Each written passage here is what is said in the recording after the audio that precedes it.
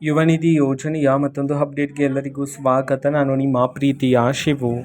ಇವತ್ತಿನ ಒಂದು ವಿಡಿಯೋದಲ್ಲಿ ಯುವ ನಿಧಿ ಯೋಜನೆಯ ಫೆಬ್ರವರಿ ತಿಂಗಳಿನ ಹಣಕ್ಕೆ ಸಂಬಂಧಪಟ್ಟಂತೆ ಇದೀಗ ಒಂದು ಮಹತ್ವದ ಮಾಹಿತಿ ಅದರ ಬಂದಿದೆ. ಸೊ ಬನ್ನಿ ಅದರ ಬಗ್ಗೆ ನಾವು ಈ ವಿಡಿಯೋದಲ್ಲಿ ಇನ್ಫಾರ್ಮೇಷನನ್ನು ತಿಳ್ಕೊತಾ ಹೋಗೋಣ. ಸೊ ವಿಡಿಯೋವನ್ನು ಸ್ಟಾರ್ಟ್ ಮಾಡ್ತೀನಿ. ಅದಕ್ಕಿಂತ ಮೊದಲು ನೀವಿನ್ನು ನಮ್ಮ ಚಾನೆಲ್ಗೆ ಸಬ್ಸ್ಕ್ರೈಬ್ ಮಾಡದೇ ಇದ್ದರೆ ಈ ಕೂಡಲೇ ಚಾನೆಲ್ಗೆ ಸಬ್ಸ್ಕ್ರೈಬ್ ಮಾಡ್ಕೊಳ್ಳಿ ಮತ್ತು ಲೈಕ್ ಮಾಡಿ. ಸೊ ಈಗ ನಾವು ಇನ್ಫಾರ್ಮೇಷನನ್ನು ತಿಳ್ಕೊತಾ ಹೋಗೋಣ.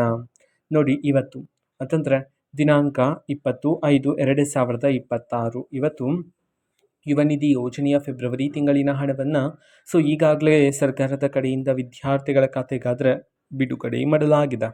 ಎಷ್ಟು ಸಾವಿರ ಜನ ವಿದ್ಯಾರ್ಥಿಗಳಾದರೆ ಇವತ್ತು ಯುವ ನಿಧಿ ಯೋಜನೆಯ ಫೆಬ್ರವರಿ ತಿಂಗಳಿನ ಹಣವನ್ನು ಇವತ್ತು ರಿಸೀವ್ ಮಾಡಿಕೊಳ್ಳಲಾಗಿದೆ. ಈ ಒಂದು ಮಾಹಿತಿಯನ್ನಾದರೆ ತಿಳಿಸಿರ್ತಕ್ಕಂಥದ್ದು, ಅದನ್ನು ನಾವು ತಿಳ್ಕೊಳೋದಾದ್ರೆ ಇವತ್ತು ಕರ್ನಾಟಕದಲ್ಲಿರ್ತಕ್ಕಂತಹ ವಿದ್ಯಾರ್ಥಿಗಳಲ್ಲಿ 7,000ದಿಂದ 8,000 ವಿದ್ಯಾರ್ಥಿಗಳಾದರೆ ಇವತ್ತು ಯುವ ನಿಧಿ ಯೋಜನೆಯ ಫೆಬ್ರವರಿ ತಿಂಗಳಿನ ಹಣವನ್ನು ಇವತ್ತು ರಿಸೀವ್ ಮಾಡಿಕೊಳ್ಳಲಾಗಿದೆ ಅಂತ ಹೇಳಿ ಈಗ ಮಾಹಿತಿಯನ್ನು ತಿಳಿಸಿರ್ತಕ್ಕಂಥದ್ದು. ಓಕೆನಾ?